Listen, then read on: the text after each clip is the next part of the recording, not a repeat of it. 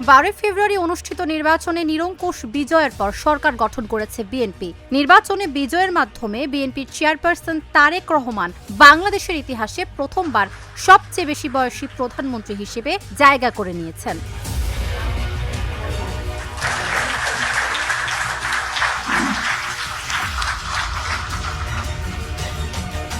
দীর্ঘ 17 বছর নির্বাসিত থাকার পর দেশে ফিরে তারেক রহমান এই রাজনৈতিক পরিবর্তনের অংশ হচ্ছেন।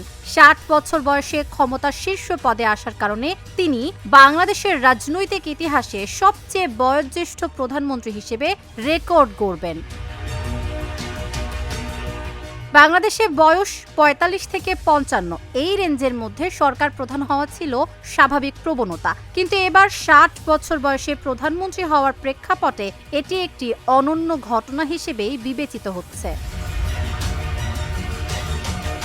বাংলাদেশের সংসদীয় ইতিহাসে স্বাধীনতার পর প্রথম প্রধানমন্ত্রী তাজউদ্দিন আহমদ দায়িত্ব গ্রহণ করেন মাত্র ৪৬ বছর বয়সে। শেখ মুজিবুর রহমান ১৯৭২ সালে প্রধানমন্ত্রীর দায়িত্ব নেওয়ার সময় তার বয়স ছিল ৫২ বছর। বেগম খালেদা জিয়া ১৯৯১ সালে প্রথমবার যখন প্রধানমন্ত্রী হন তখন তার বয়স ছিল ৪৬ বছর। অন্যদিকে শেখ হাসিনা ১৯৯৬ সালে প্রথমবারের মতো যখন ক্ষমতায় আসেন তখন তার বয়স ছিল ৪৯ বছর।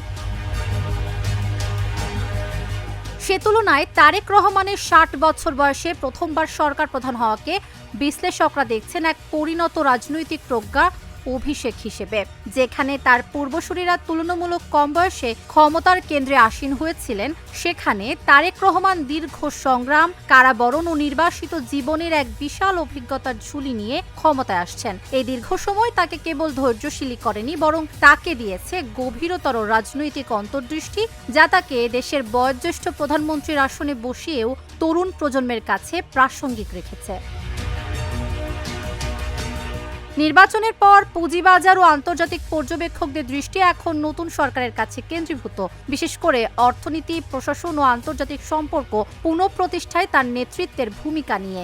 বিশেষভাবে উল্লেখযোগ্য, নানা আন্তর্জাতিক গণমাধ্যম তার নির্বাচনী দায়িত্ব গ্রহণের সম্ভাব্যতাকে ইতিমধ্যেই ফ্রন্ট রানার হিসেবে তুলে ধরে বিশ্লেষণ করছে।